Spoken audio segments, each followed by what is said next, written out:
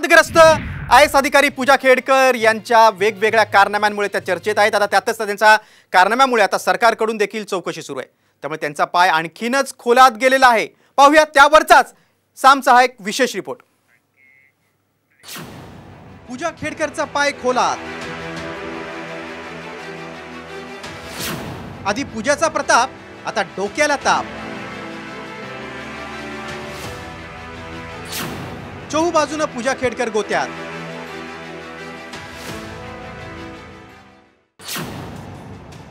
ऑडीला लाल दिवा लावल्यानं वादग्रस्त ठरलेल्या पूजा खेडकरांचे दररोज नवनवे कारनामे समोर येत आहेत।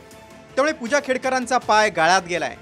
एवढंच नाही तर पूजा खेडकर मुंबईपासून दिल्लीपर्यंत चौकशीच्या फेऱ्यात अडकल्यात।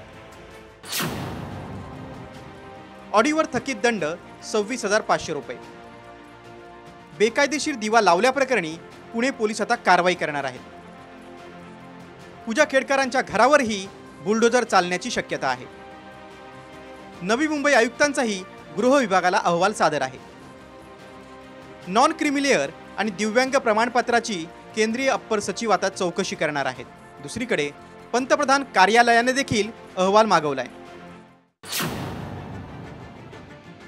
पूजा खेडकरांचं कोट्यावधींचं उत्पन्न असताना नॉन क्रिमिलेअर आणि त्यानंतर दिव्यांग प्रमाणपत्राचा वाद चर्चेत होता।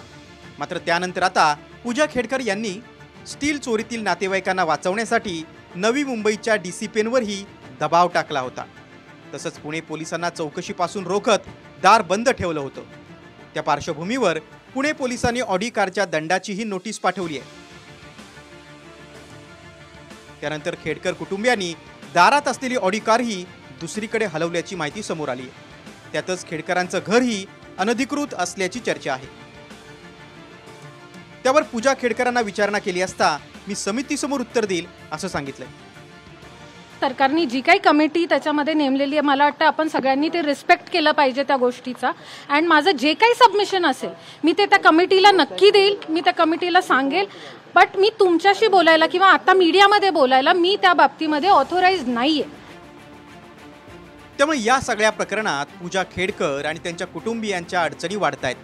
त्यामुळे आता पूजा खेडकर आणि त्यांच्या कुटुंबियांवर काय कारवाई होणार हे पाहणं महत्त्वाचं आहे। ब्युरो रिपोर्ट, साम टीव्ही न्यूज।